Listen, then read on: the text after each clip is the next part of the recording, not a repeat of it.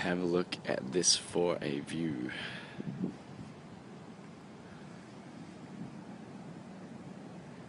Pretty freaking awesome day today.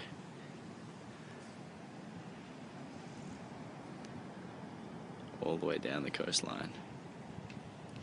Stunning. What's up, everyone? Hopefully you can see from the view and at least the day behind me that it is stunning today, and I've been waiting for about a week for it to stop raining just to be able to do this video blog, because literally I couldn't even hear myself think, let alone record anything. The rain was so loud. But I want to share with you some things that I've learned in regards to focus and what it means to be able to focus on your goals and to make sure that you're constantly striving towards something, but also what you need to be concentrating on in regards to your goals, and why you actually want to achieve them and what associations you have with them. So rather than you guys having to focus on my shiny forehead, I'm going to flip the camera around so you can focus on this amazing view, and hopefully you'll get some value out of what I have to share with you. Hopefully you'll be able to either relate to it or take something from it that'll help you to just get a little bit clearer on the best ways that you can channel your focus. Alright, so what do I mean by focus? Well, focus is, for me, the ability to be able to concentrate solely on your outcome or on where you want to go or achieve, and to being able to do that regardless of what challenges come up, regardless of how hard, how painful, how much time, whatever else it is that's going to come in between you and where you want to go. The ability to be able to focus solely on the outcome, and therefore get the confidence to know that regardless of everything, even if you don't even know how yet, that you will find a way to achieve what you want to achieve. Now, this is something that I've strived for a lot in my life. It's something that I constantly try and work on a daily basis with my training, with my knowledge. Some people might call it stubborn, but we'll just agree to disagree there. And I think if anything, the journey alone of being able to just constantly push yourself and strive yourself has led me to achieve lots of great things, meet lots of great people, and really get the most that I can out of every single day. One of the things that I have noticed though over the last few years is that if you're not clear on why you want to achieve what you want to achieve, so it's really easy to come up with a goal. I want to get down to 60 kilos, or I want to have X amount of dollars, or I want to be able to spend X amount of time with so and so. These are all tangible goals. They're all things that we can picture and work towards, but why do we want them? What's behind it for us? And what I didn't realize until I actually did achieve a lot of these things was that until I realized why I wanted them, or what emotions or feelings did I attach to the outcome,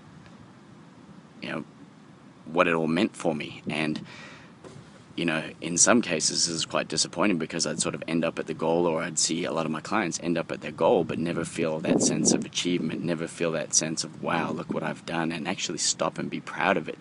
And I'm sure you've all felt that, like you'll look amazing or you'll achieve something and someone will acknowledge that, but you'll be like, oh yeah, but it took me this long, or oh yeah, but I still want to do this, or oh yeah, it's okay, but I don't really know. And I think the problem with that is the fact that we were concentrating on the tangible outcome, which was whatever, the kilos, whatever the financial, whatever it was you were concentrating on, but we never stopped long enough and focused enough on why we wanted it and what emotions or feelings we had attached. So what I've started to learn and realize, especially with my clients, that if we don't focus more on how you feel when you've achieved that goal or that tangible objective, what characteristics are there that have changed within you, or that you're noticing about the world, or whatever it is. But like often, let's take the 60 kilos for example. You've been working really hard, you end up at 60 kilos, but you were so concentrated on 60 kilos, there you go, you've achieved the number, but nothing else in your perspective has changed. There's no emotional change, and before you know it, suddenly you're self-sabotaging yourself, or you're going backwards because, yeah, you ticked it off, but it didn't mean anything more than the fact that you ticked it off. Whereas, if you pictured the entire time you were working towards 60 kilos, if you pictured in your mind, this is how I'm going to feel when I'm at 60 kilos, this is the type of person that I'm going to be. This is the amount of confidence I'm going to have. These are the conversations I'm going to have with myself and other people.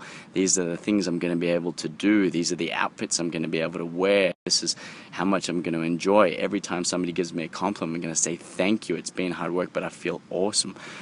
If we'd spent more time on concentrating on those things, not only are you going to feel way better the whole time you're working towards it, because, I mean, you're literally pumping yourself up on a daily basis, but when you do get there, you can realize how good that feels. And let's say, for example, you don't get 60 kilos, but everything else that you were concentrating on, you feel like you've achieved. So you might be 62 kilos, but you feel awesome, you're full of confidence, people are giving you the compliments.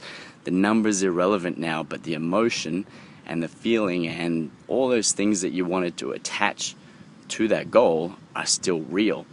And I find that you're going to get a lot more value out of that. And, you know, if I take a personal example for myself, it was, you know, when we planned to go to Everest last year, and it had been 2 years of planning and training and focusing and pumping up and dreaming and watching videos and YouTube clips and non-stop, to only arrive, you know, in Kathmandu and be stuck at an airport for 3 days, not knowing whether we could or couldn't go, trying to work out in our mind what would we do if we couldn't go there. And you know, all I can say that I learned out of that was the fact that, you know, my sole focus was being able to tick that off my list.